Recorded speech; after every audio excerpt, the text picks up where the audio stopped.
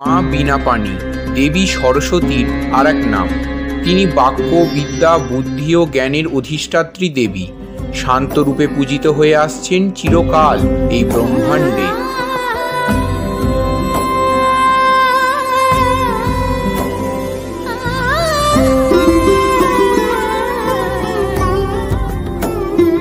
যখন জ্ঞান ও সত্যের পথে বাধা আসে, তিনি শান্ত থেকে হয়ে ওঠেন রুদ্র।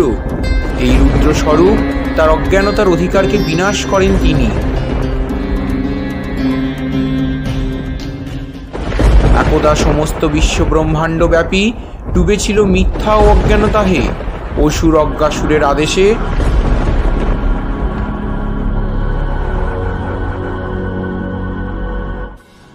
আমি এই রাজ্যের রাজা অজ্ঞাসুর।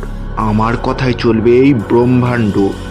চার বেদের সমস্ত জ্ঞান এখন আমার। এই পৃথিবীতে সত্য কখনো প্রকাশিত হবে না। অজ্ঞানতার রাজ্য আমার চিরস্থায়ী। পৃথিবীতে সত্য জ্ঞানের আলো একেবারেই নিভে গিয়েছিল।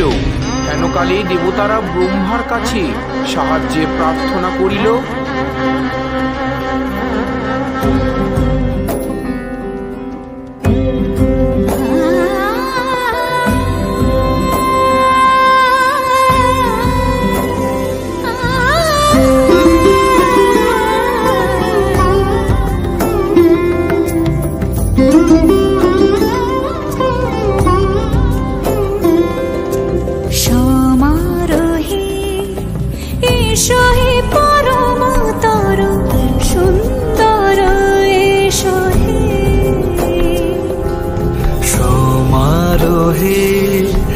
এসো হে পরমতর সুন্দর, এসো হে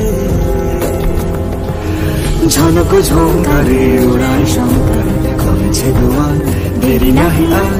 এসো হে স্বয়ং পরম, এসো এসো সুন্দর, এসো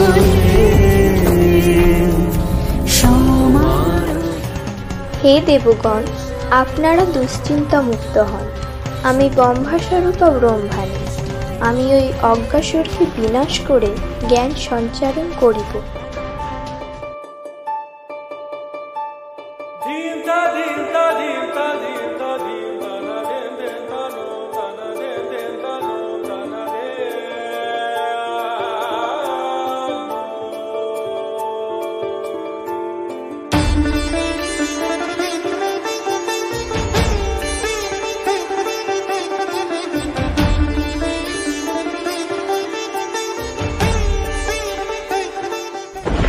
অজ্ঞাসুর, তুমি এই পৃথিবীকে অজ্ঞানতায় ডুবিয়ে রেখেছ।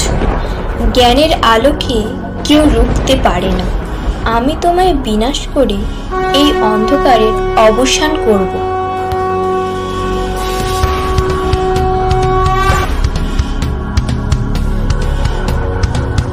দেবী বীণাপাণির সাথে শুরু হলো অজ্ঞাসুরের ভীষণ যুদ্ধ।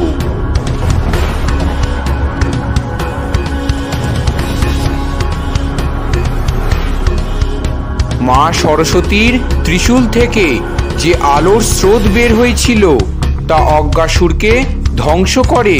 এই আলো পুরো ব্রহ্মাণ্ডে ছড়িয়ে পড়ে এবং জ্ঞান ও সত্য পুনঃপ্রতিষ্ঠা হয়।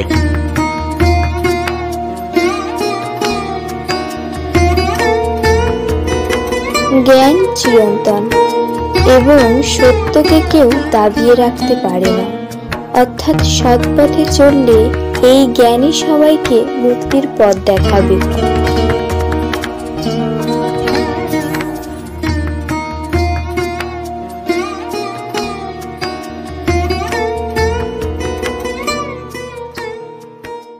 জানতে থাকুন দেবতাদের এই অজানা কাহিনী। আমাদের চ্যানেল সাবস্ক্রাইব করুন এবং ভিডিওটি শেয়ার করুন, যাতে জ্ঞান আলো আরো ছড়িয়ে পড়ে।